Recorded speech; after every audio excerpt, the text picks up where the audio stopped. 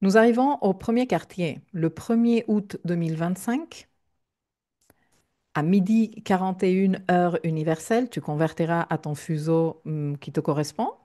Nous avons le premier quartier à 9 degrés Scorpion. Regarde, le soleil se trouve ici, la lune se trouve ici. 9 degrés Lion pour le soleil, 9 degrés Scorpion pour la lune, et ici nous avons un aspect de carré. Ce premier quartier, je l'ai appelé des révélations qui demandent un shadow work courageux. Le premier quartier se tient avec le Soleil et Mercure en conjonction inférieure séparative.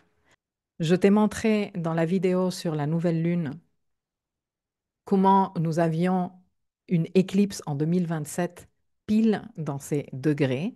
Donc, quelque part, nous sommes en train de nous préparer déjà pour ce qui suivra. Et c'est en train de se faire d'une façon très subtile. Ok. Donc, ici, nous avons cette conjonction inférieure qui est déjà en séparation, hein. Elle s'est perfectionnée à 9 degrés et depuis, Mercure a continué à rétrograder. La conjonction inférieure est, disons, le point médian de la rétrogradation de Mercure.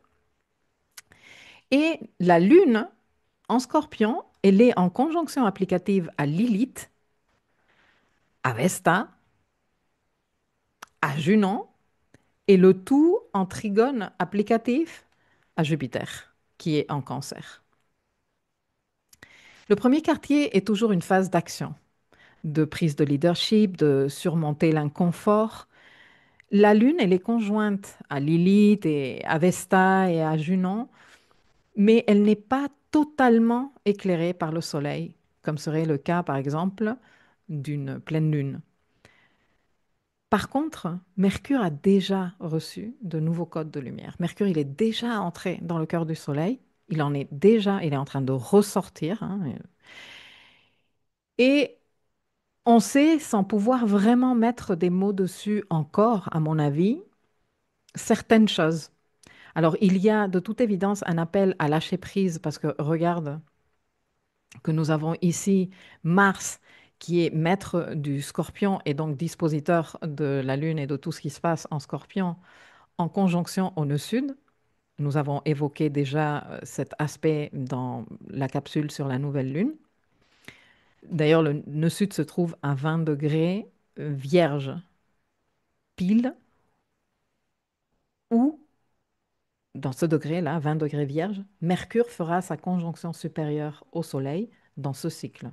Ce cycle a démarré à 9 degrés Lion et culminera avec une conjonction supérieure à 20 degrés Vierge, là où se trouve exactement maintenant le nœud sud. Aussi, pour justifier astrologiquement la dimension d'ombre à travailler, je ne me sers pas que du fait que la Lune est en Scorpion, qu'il y a quand même Lilith impliquée en Scorpion, que Lilith a été un personnage principal et le sera de la rétrogradation de Mercure, parce que Mercure sera au carré de Lilith 3 fois pendant sa rétrogradation. Mais cette conjonction Mercure-Soleil à 9 degrés Lion se fait toujours en large opposition à Pluton à 2 degrés Verseau.